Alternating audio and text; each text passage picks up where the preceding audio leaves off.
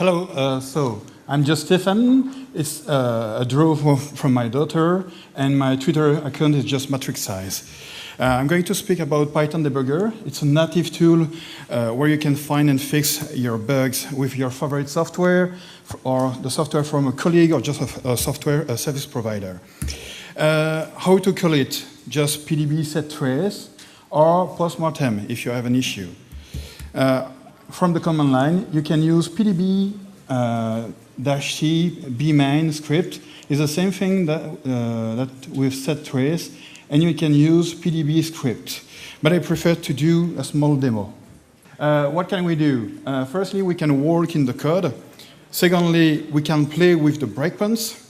Thirdly, show the content of the variables. We can add some commands, and of course, we have a configuration file for PDB. So, I have a small presentation, a small demo, and I start with a small example. I have a CSV file just there, and I have a small code of Python, okay? I'm going to start. Firstly, we can start with some breakpoints. We can list the breakpoints with the break commands. We can list them. We can list the code with LL. We can see the breakpoints in the source code with break. You have the with break, and break 9 is just, I'm going to add a new breakpoint to this line 9. Of course, I'm going to have a number for this breakpoint. Okay. We can see that with the break 9, we have a breakpoint just on this line with the 1. I will continue.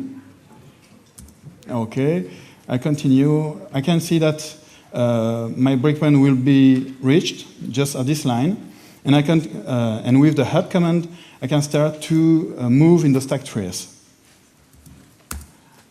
With the what's command, I can see the content of my variable. It's a list. I can see the content. It's just a tuple. I can continue to move in the stack trace, and with the down command, I can move again in the stack trace. Okay, I can show the content of pdate, of the date, of self-dict, of self with the dir function. Again, with pp, it's another command. You have p and pp. Pp is just for pretty print. Come on, please. Okay, you can see the values of the several args of your function. Example, you have self, name, and dates. You can play with the type of self and the date. Of course, you can disable a breakpoint.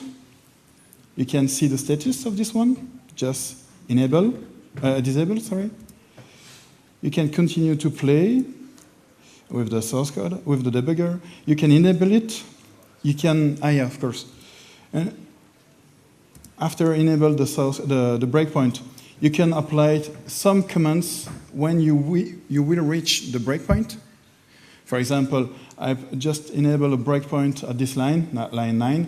When I will reach this breakpoint, automatically I will print the date and the name, just that. And when I continue my debugging session, I'm going to see the date and my name, okay? After that, I can create new command with Python 3.6, the F string. I'm going to, okay. Just last point, up. Yeah. You have a configuration file, and you can use it everywhere. Just that.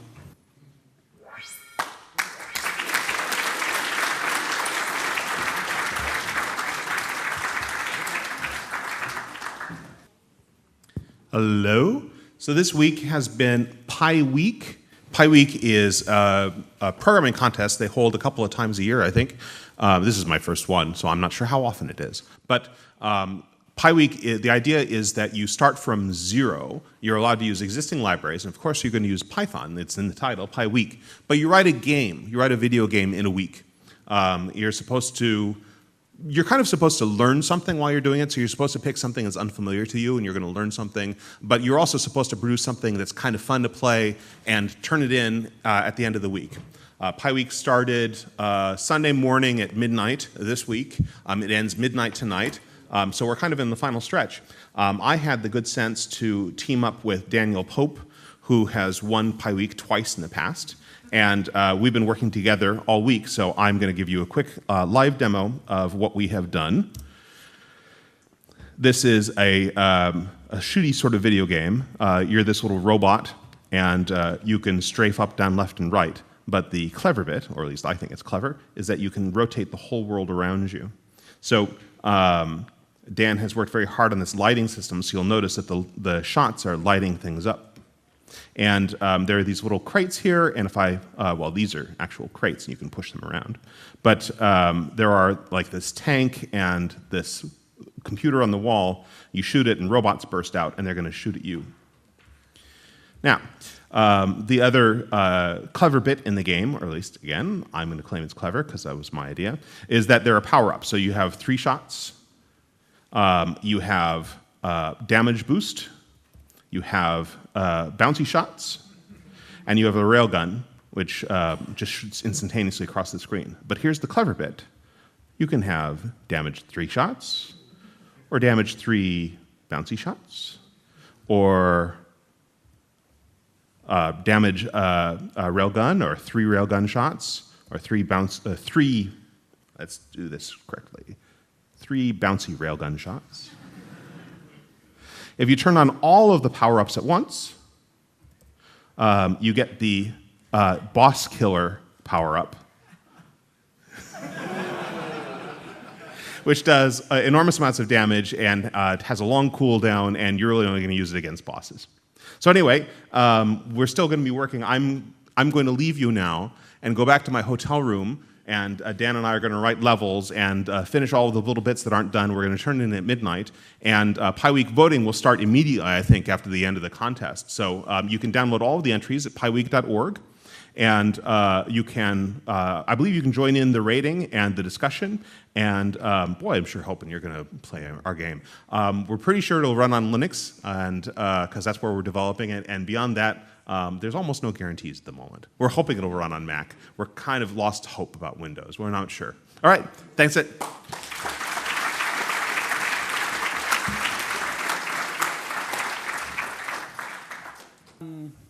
Yeah, so this is a command line tool that I did to search to help searching for files. So I was quite bored of having to use find, which you normally have to do something like find in a particular directory minus name something, and you know that's just a lot of things that you have to do because you don't remember if it's a lowercase, uppercase, if you need to add stars or not stars.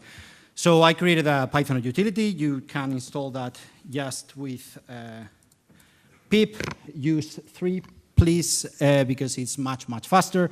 And then the only thing that you have to do is to write that, and you get the results searching on the directory that you are, and it returns things with colors.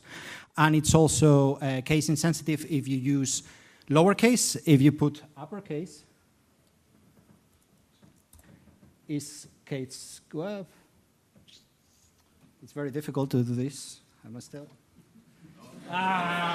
Come on. Come on, this is not fair. Yay! So now that case is case sensitive. It has like a lot of options. The only other thing that I wanted to say is, if I can, and I don't get out of, is that for the tests, these have tests and everything. I use something called cram that is very nice to use for command line interfaces, because basically you write what you expect in bash and then what the result should be. and it's in GitHub, and everyone is welcome to download it, do PRs or whatever you want. So that's fine. Thank you very much.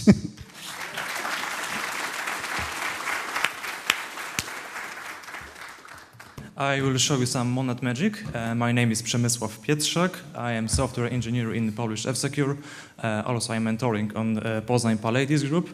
And I will present you how a language like Scala, Go, a little bit JavaScript can affect on the Python code, especially on the error handling, which looks more or less like this. We have some error path, some success path, and we handle it but by a custom exception.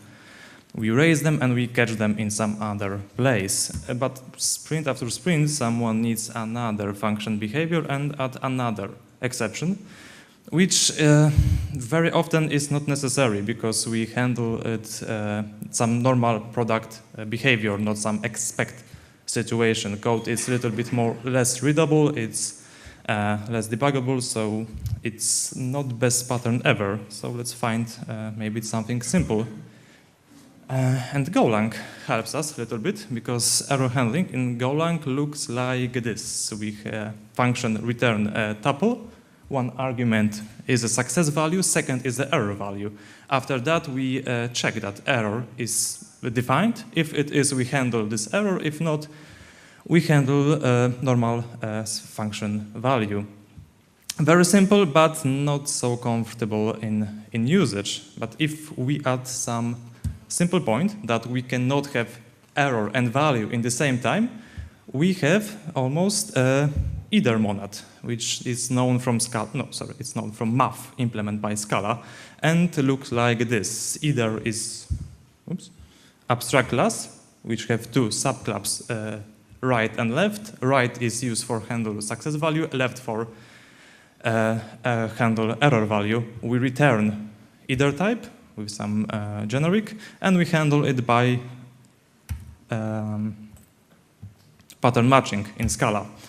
Okay, but how to use in Python? In Python, we can use one library. It's called Pymone. It's my implementation of the Scala data structure. And similar, we return, in some cases, left or right value with some error. And we can map this value by added some number. Nice thing in either, when we have left either, when we have error, all of mappers are not applied on the function. So we put our error handling as late as we can.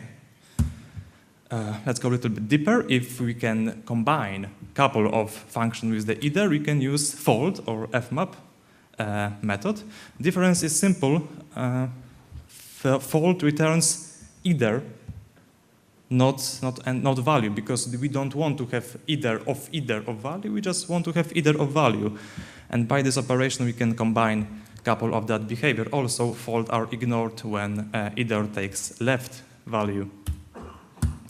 Some another nice monad, maybe popularized by Elm language, is very similar to either, but we cannot have error value, we have only nothing. So it's great for absence. And behavior is very similar. We return some abstract maybe, which is just or nothing, and we get this value by use get or else method, which takes a default argument. So we cannot not to handle our exception. Other monad for laziness, very simple one, applicative. Applicative takes some function, do not call it, takes the mapper, also store it without calling, and calling only during fold method calls with all of these side effects which we stored on this value. Very simple, can hide the code to get the laziness in our product. If we want to have some more lazy, we can use task method from Haskell this time. It's pretty similar to JavaScript A+ promise because takes functions. This function takes two arguments, reject and resolve, and we call only one of them. We store it in the task monad. We can apply some mappers on it, and all of the mappers, all of this function will be called during fold, similar like in applicative, and similar like maybe either, all of mapper will be ignored, and side effects will not be called, and error will not be raised by Python. Okay, so why we want to use Pymone?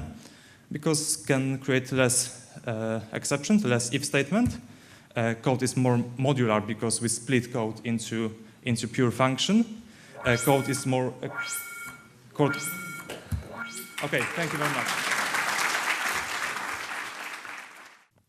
So, hello, my name is Jacobo de Vera, or Jake, and I'm going to tell you a little story of a covert operation that has been going on for a couple of years now.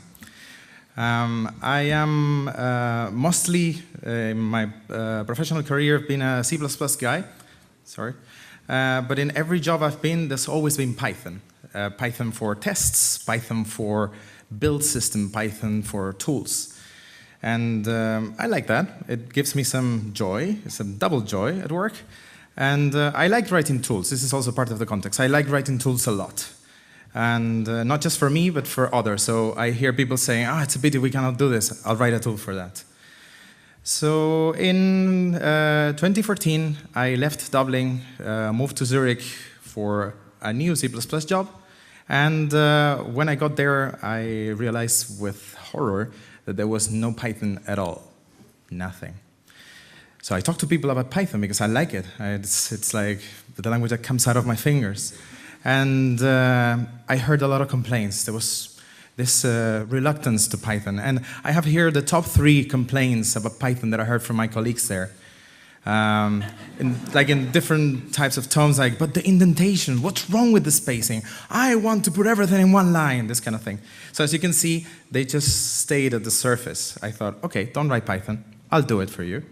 And whenever I keep on doing my thing, whenever I heard somebody, oh, it would be nice, there you go, I write a tool for you. So it helped with the tooling. I have this template for standalone scripts. I use rparse. I'll be putting interesting libraries modules in the slides. I use rparse for my argument parsing, and that's just my preference, respectful preferences. And something that helped a lot with my colleagues using my tools was the discovery of rcomplete, which is a great module that gives you shell completion if you're using rparse for your arguments. So it was quite the easy sell to say, here's this tool, just tap, tap, tap, and you'll see what it does. Now, this was kind of okay, but then they took away one of my joys. We switched to Java. I don't particularly like writing Java code. I have nothing particularly religious against it, just don't get any joy from that. But we were starting, and I thought, okay, so what do we need? We need tools, right? We don't have tools for everything. We decided to use Juke. This is not Python, it's Java, but it's very cool. It reads a database and gives you Java classes to do SQL with types, right? But we still had to get this database. So I thought, we're gonna have the model of our data in the code, and then from this, we're gonna do some magic and generate this Java. We're going to use call this use somehow. And I thought, wow, wouldn't it be amazing the huge amount of code that I am not going to have to write if I just use SQL Alchemy for this? SQL Alchemy, right? It has a very nice programmatic way of defining tables and put them on your database, and that was exactly what I needed. So in about a couple of weeks, I had already created the database compiler, which I shipped to my colleagues as a PEX file. Using PEX, I could bundle all the dependencies into just one file. It's a zip file, you run it, and it has everything. Very cool tool. So now they were using a Python tool every day, and they were writing the database, the model in Python. So there was Python here and there in this Java product. This made me feel warm and fuzzy. So that was done. It was there, but I needed something else to do, so testing. There was testing before, there has to be testing now. I volunteered, I always volunteer for these things.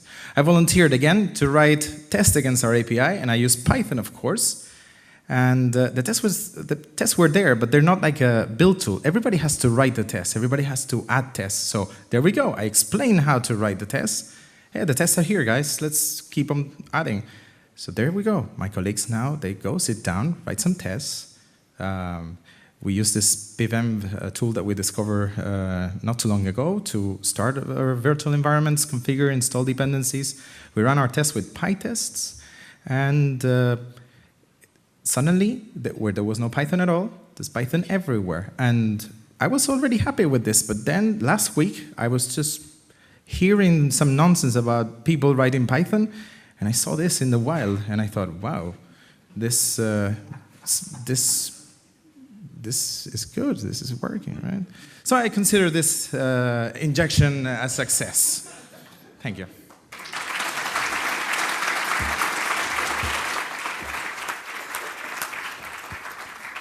Here is a list of towns. All of these towns have something in common. Firstly, they're in Australia, where I'm from. Secondly, none of them exist. And I want to tell you about how I came up with these. Some of my favorites first, Whangarang in New South Wales, which I had to Google because I thought it was a real place, and it's not. Mild Park sounds like a nice place I go and spend a weekend. And my personal favorite is Yelford. I can imagine their town square. So, the way that I got these towns was, firstly, it was Friday night, I was bored. I went to the list of towns in Australia on Wikipedia, and I pulled them all out and I dumped them in a text file. And I decided I was going to use a neural network to generate some new towns, because that's what you do on a Friday night in my house, apparently. So I decided that I would use TensorFlow char-RNN, which is a recurrent neural network, uses TensorFlow, which is really cool. I have no idea what it does. It was Friday night. I'd had a glass of wine already. And I didn't really know how to configure it, so I went to the Deep Learning AMI for Amazon, which is really cool. It's an AWS image. It has all this stuff installed already. It's already configured for you, and it runs on a graphics card, which is really good if you're using neural networks, because I tried to do this on my own laptop, and the fan started going really quickly, so I stopped that process and decided to put it on someone else's computer. So, firstly, pulled down this repo, cloned it into the virtual machine, and then I uploaded my text file with towns, and I trained the neural network on it. The number of epochs was 70. That means it sort of trained itself on it 70 times, went around and around, started off. I thought this might take a while. This is one of one, okay. Had a glass of wine. About 10 minutes later, we were done. Had my command prompt back. Awesome. It's trained itself somehow. Again, second glass of wine. So now I wanted to sample all of this new output. So I tried that. I had a temperature of 0.1. And this gives me basically the average Australian town name. There's a lot of Anders in there. Glenanda, Grenton? Anyway, this is pretty boring. So I decided to turn up the temperature. Temperature is more or less about the randomness that you're going to allow into your model. So I thought, right, this is 0.1. I'll turn it up to 2, and we'll see what happens.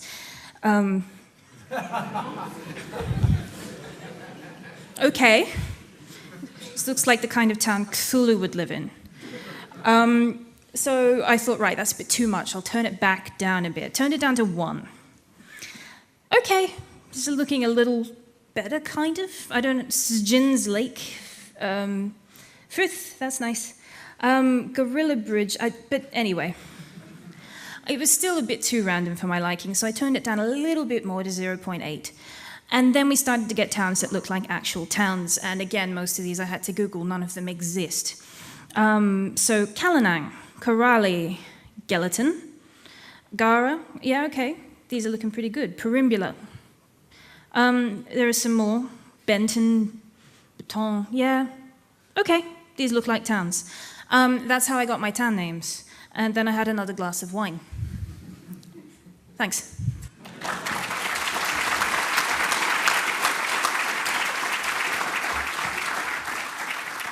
Hi everyone, I'm here to talk about Pycon Italy, which is another Pycon conference. and it's back. It's going to be in Florence, Italy, obviously. And it's going to be from the 19th to the 22nd of April next year. And we have an amazing logo. And yeah, Florence is nice. Sometimes rains, sometimes it's sunny. There is good food. And yeah, everything is here. We have a website with some dates. The call for paper is going to be open quite soon, hopefully. And yeah, talk's going to be in Italian and in English, mainly in English, hopefully. And yeah, let me know if you come. If you want to have more information, you can talk with me. Thank you.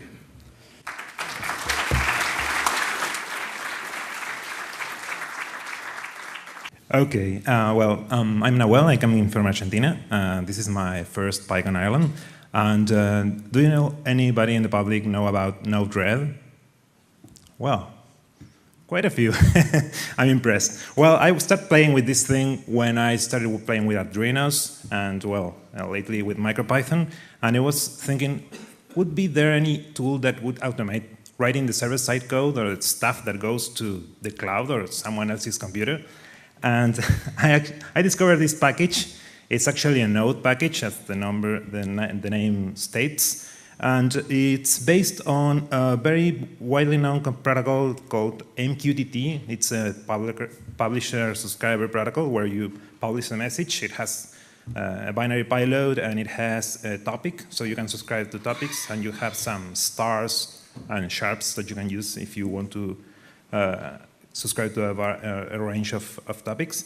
And this tool is pretty easy to use. It's basically just npm install she for global. It's not recommended, but I did it. And NodeRed. And basically this tool is a graphical tool that you can run in your Raspberry or, well, in the cloud.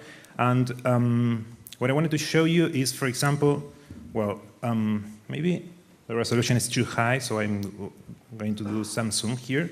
And I'm going to try to create a flow. The basic concept here is a flow. So a flow has nodes that are connected through some wires. So for example, well, wait. Let's go to something very simple, like a timestamp. This is an injection. It's like a signal that you put inside your system. And for example, if I want to inject a timestamp, and the start, and to repeat it every 1 second, I can do that with just a few clicks. It would take me like, I don't know, 4 or 5 lines of Python. So, well, already profiting from this.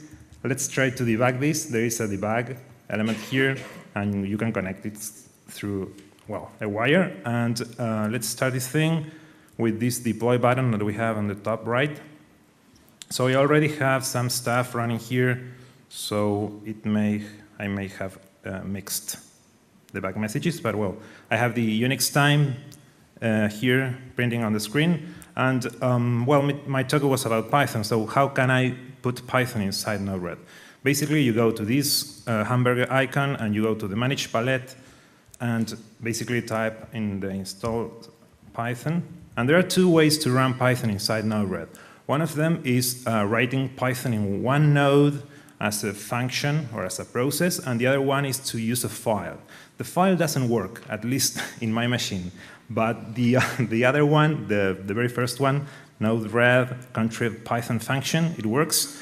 Unfortunately, it's for legacy Python, so it's Python 2, but well, it works. It's still Python. It's better than JavaScript. Some things that I didn't show is, for example, the inputs are very, well, you have a lot of things to get data from. For example, MQTT, this protocol I told you about, HTTP, WebSockets, TCP, UDP. Well, this is the one that is not working. For output, you have, well, this debug panel. You have, well, MQTT as a publisher, HTTP, TCP, UDP, and then you have your functions. The basic function in NodeRed is, well, write some JavaScript and well, receive a message. Let's do this real quick. Basically, I'm going to delete this wire here, and I'm going to connect this thing, and connect this thing here. And well, basically, it should still work. Let's change the message. I have msg.payload equals I like Python better.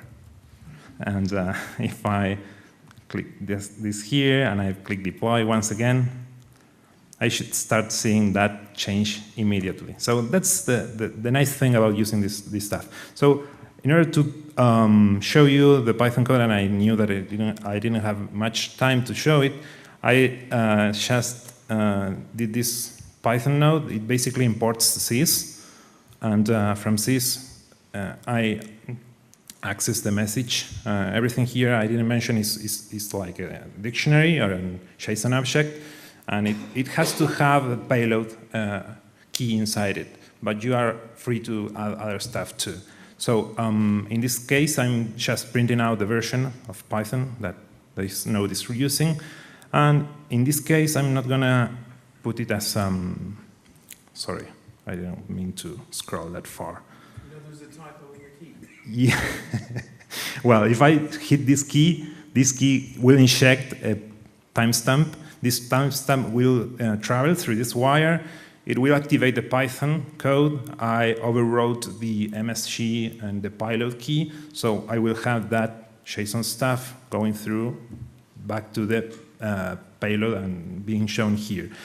This is not very interesting, but the real nice thing about this is when you install something called the dashboard. The dashboard asks, well, check yourself. It's really nice to have. My name is Max. I'm a developer at Demonware, and I'm going to talk about a project I did this summer using MicroPython and a Raspberry Pi. So I decided to go on a pilgrimage this summer. It's a hike in Sweden and Norway, following the route of Saint Olaf, the patron saint of Norway, who was a Christian Viking king who was ousted from Norway, came back with an army, was overwhelmingly defeated, thinking God was on his side, and there's a pilgrimage for his route that he took. So I thought it would be fun to try and make a time lapse tracking the route that we took. So I figured we could use a Raspberry Pi with a camera, and luckily I found Adafruit had already done a nice little project with a 3D printed case, a Pi Zero, and the camera module. So I took their 3D printed case design, adapted it slightly so that I could fit a GPS receiver in there, and just reuse that. But the problem is that the Raspberry Pi has reasonably high power requirements. It's not exactly micro in that sense. So I decided to use a MicroPython to control the startup of the Raspberry Pi instead. So here we can see the solar panel, which is going to charge the battery on the left. And on the circuitry in the bottom here, we have a unit that's going to balance the load between the solar panel and the battery and charge the battery when there's no load. And then we have the WeMOS D1 Mini MicroPython chip, which is connected to both, it's getting power from the battery, and it is also connected to the unit on the right, which is the USB out. So that is able to switch on and off that USB output port. There's a little piezo buzzer in there as well, so that we can make some noise. Might as well move on to the code for this. So it's pretty simplistic. In Python, this just starts up, checks the battery, checks the percentage of the battery, then beeps at a frequency sort of that's a multiple of the percentage remaining in the battery, just so I had some way of telling how much battery we had left. Sleep for 2 minutes while the Pi runs up, logs some data from the GPS unit, temperature sensor, and takes a photo, basically. Then the Pi shuts itself down. The MicroPython chip wakes back up and goes to sleep for 5 minutes, a deep sleep, which is very battery efficient. So that was the kind of simple idea. It's really very simple. Could have ran into all sorts of issues with corrupting the SD card on the Pi if it didn't get to sleep, but yeah, it worked in the end. So that's a fairly typical example of a picture I got out of it. Unfortunately, the way I was planning to mount it failed quite early on. I was hoping to have it mounted on a tripod that I could actually orient the camera, but unfortunately that broke on the very first day. So instead, I just had it sort of clipped to my chest here, which meant a lot of the photos are kind of just the road. unfortunately. But we got some nice pictures out of it, especially as well ones where the beep alerted me to the fact that it was about to take a picture, and then I could point it at something proper or leave it take a picture. This is one I quite like. This is me and my sister just taking a break there with the view. And then otherwise, yeah, a lot of them are like this, and quite a few of them contain the snacks we were eating en route. So that's an example there. Yeah, so then when I got home and had all the data out there, I spun up a graphite server on a Raspberry Pi and just kind of wrote some scripts to process the data and send it to the graphite server. And I built this graph, which is just an example. It's the height profile that we took. So you can see as we're climbing up over the mountain pass, reach the peak and go over the border into Norway. And it's all pretty much downhill from there. Looks as though you fell in a couple of deep holes as well. Yeah, one or two data points there were a bit dodgy, but we won't worry about that. Yeah, so then the GPS are rendered using open map data. So you can see there, this is as we cross the border into Norway. The gaps are there where we had lunch and I ran out of battery. So yeah. That's about it. Just credit to the OpenStreetMap people, Adafruit for the original design, and shout outs to the Open GPS project as well. Thank you. Thank you very much, Matt.